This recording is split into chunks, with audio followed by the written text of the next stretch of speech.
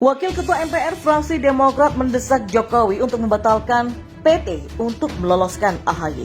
Nah kalau 3 periode, nggak pernah puas Pak. Setelah itu berapa? 4 periode. Setelah itu dibuka kerannya. Setelah itu ujung-ujungnya apa? Seumur hidup.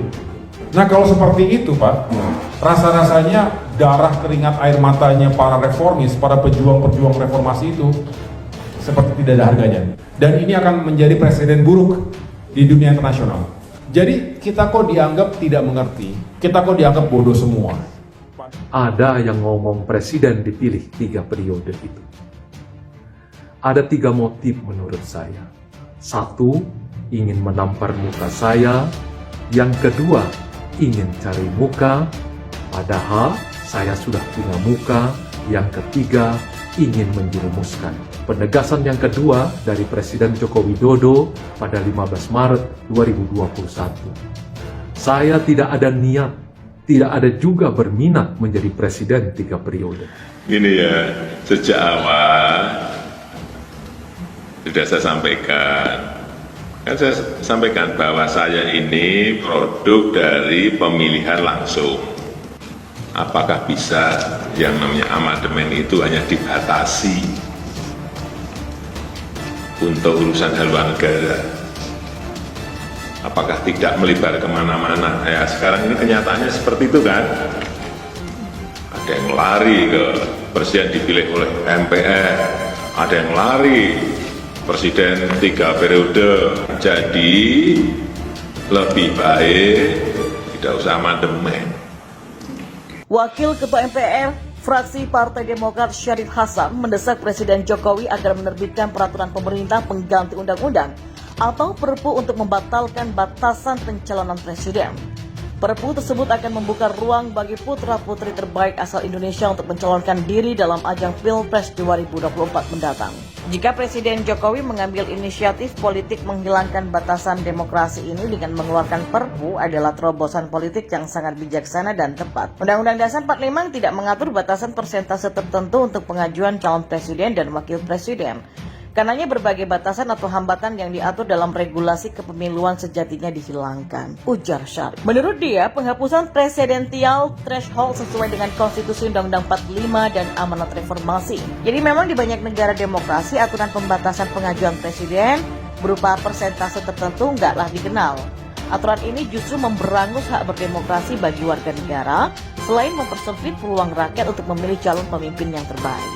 Karenanya kalau Presiden Jokowi menerbitkan Perpu yang mencabut aturan presidensial threshold, maka Presiden Jokowi telah mengembalikan demokrasi pada hakikat sebenarnya, serta mengembalikan kuasa dan hak rakyat untuk menentukan calon pemimpinnya, ucap Syarif. Sementara Kepala Badan Komunikasi Strategis DPP Demokrat Herzaki Mahendra Putra menegaskan partainya tetap menolak perpanjangan masa jabatan presiden menjadi 3 periode. Partai Demokrat angkat bicara mengenai wacana 3 periode dengan pembentukan relawan yang mendukung wacana itu, yakni Komunitas Jokowi Prabowo 2024. Kepala Badan Komunikasi Strategis DPP Partai Demokrat Herzaki Mahendra Putra menegaskan Indonesia bukan hanya punya 2 sosok tersebut. Bahkan dia menilai kontestasi politik antar Jokowi dan Prabowo pernah memunculkan polarisasi di masyarakat. Sehingga jika hanya kedua sosok itu yang didukung, maka Indonesia seolah tak punya kemajuan sejak tahun 2014 lalu. Herzaki mengaku heran akan hal tersebut. Sebab saat ini sudah banyak tumbuh dan bermekaran calon pemimpin terbaik di seluruh Indonesia dalam beberapa tahun terakhir. Dia mencontohkan nama-nama seperti Anies Baswedan, Ridwan Kamil, Ganjar Pranowo dari deretan kepala daerah yang berprestasi. Kemudian nama Erlangga Hartarto, Muhaimin Iskandar, Puan dan juga Agus Harimurti Yudhoyono dari deretan pemimpin partai politik. Berbagai survei juga telah mengkonfirmasi keinginan rakyat Indonesia mendapatkan pemimpin baru di tahun 2024 dan menolak keras wacana 3 periode. Dia pun meminta semua pihak mengingat bahwa Jokowi juga sudah menolak rencana 3 periode tersebut. Karenanya janganlah isu tersebut terus dimunculkan. Herzaki juga meyakini Presiden Jokowi ingin dikenal sebagai pemimpin demokratis layaknya Presiden RI ke-6 Bapak SBY begitu selesai masa jabatannya. Dan bukannya presiden yang membawa Indonesia kembali ke masa kelam seperti Orde Baru saat belum ada pembatasan masa jabatan presiden maksimal 2 periode. Dia pun mengimbau kepada pendukung wacana 3 periode agar jangan membuat Indonesia mundur puluhan tahun dengan memaksakan rencana presiden 3 periode. Herzaki menegaskan partainya akan menempuh cara apapun untuk menolak hal tersebut. Anak buah Agus Harimurti Yudhoyono itu juga menyebutkan bahwa partainya akan selalu konsisten berkoalisi dengan rakyat. Herzaki juga meyakini sebagian besar masyarakat menolak presiden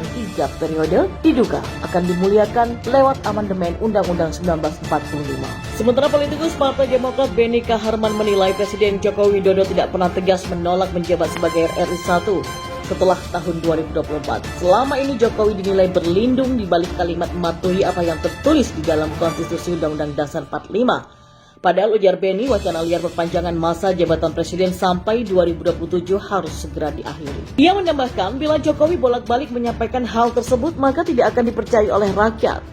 Rakyat itu kan ingin mendengar dari presiden bahwa kalaupun nanti ada amandemen Undang-Undang Dasar 45 untuk memperpanjang masa jabatan beliau sampai 2027, maka beliau harus dengan tegas menolaknya. Begitu juga bila nanti ada amandemen Undang-Undang Dasar 45 yang berisi menambah periode jabatan, maka Bapak Presiden harus dengan tegas menolak dan tidak mau maju lagi, ucap Beni. Menurut Beni, bila Jokowi langsung menyatakan kedua hal itu, maka wacana perpanjangan masa jabatan presiden atau penambahan periode kepemimpinan presiden akan selesai dengan sendirinya. Spekulasi bahwa rezim yang berkuasa saat ini sedang menumpuk kuasa dan harta lewat konstitusi otomatis juga terhenti. Sekretaris Bapilu Partai Demokrat atau PD Kamhar Lakumani juga mengatakan wacana perpanjangan masa jabatan presiden yang digulirkan relawan Jokman bukan sebuah kebetulan. Dia menilai wacana itu telah diatur sedemikian rupa. Kamhar menilai wacana perpanjangan masa jabatan presiden menguatkan adanya lobby-lobby untuk menambah masa jabatan presiden. Dia menyebutkan hal itu bertentangan dengan reformasi. Kamhar mengatakan pembatasan masa jabatan merupakan amanah reformasi dan tak perlu diganti. Menurutnya jika masa jabatan diperpanjang, maka akan muncul kekuasaan absolut. Kamhar menegaskan tidak ada kepentingan mendesak untuk melakukan amandemen Undang-Undang Dasar 1945. Dia menduga wacana pokok-pokok haluan negara atau PPHN hanyalah kamuflase untuk meloloskan perpanjangan masa jabatan presiden. Lalu apa respon istana soal anggapan yang menyebut Jokowi tidak tegas terkait wacana jabatan presiden diperpanjang 3 periode? Sementara dalam rekaman pernyataan video, juru bicara istana Fadjrul Rahman mengatakan Jokowi sudah tidak lagi berminat menjadi presiden. Mantan Gubernur DKI Jakarta itu disebut bakal setia terhadap isi konstitusi Undang-Undang 45 dan amanah reformasi 1998. Bantahan itu kembali disampaikan pihak istana usai Partai Amanat Nasional atau PAN memutuskan bergabung ke koalisi pemerintah.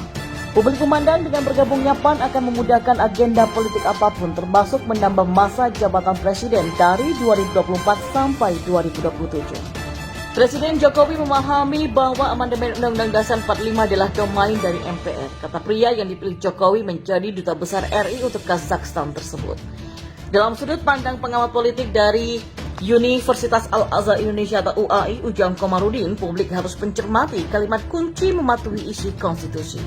Sebab di sanalah titik ambigus sikap Jokowi. Kalau konstitusinya diubah dan berisi masa jabatan presiden bisa ditambah gimana?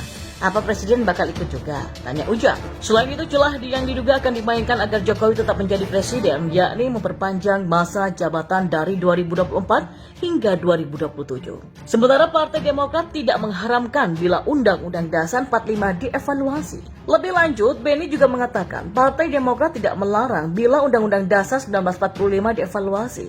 Apalagi usianya juga sudah lebih dari 20 tahun. Namun, Partai Demokrat menolak konsep amandemen Undang-Undang Dasar 45 bila tujuannya hanya untuk menambah masa jabatan dan mempertahankan kekuasaan. Di sisi lain, Beni juga menyebut dasar hukum untuk menetapkan PPHN juga harus dicermati. Bila yang dipilih PPHN dimasukkan ke dalam konstitusi berdasarkan TAP MPR, maka sifatnya adalah top to down. Mayoritas anggota MPR pun lebih memilih agar bentuk hukum PPHN adalah TAP MPR ketimbang undang-undang. Sementara dari sudut pandang anggota Dewan Pembina Perludem Titi Anggraini, masa jabatan presiden 5 tahun dan dibatasi maksimal 2 periode sudah sesuai dengan kultur Indonesia.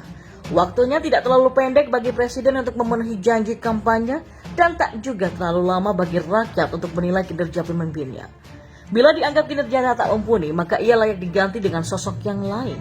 Di sisi lain, wacana 3 periode kepemimpinan presiden bisa melemahkan regenerasi politik dan dapat menghambat kader partai untuk dapat mencalonkan diri sebagai pemimpin.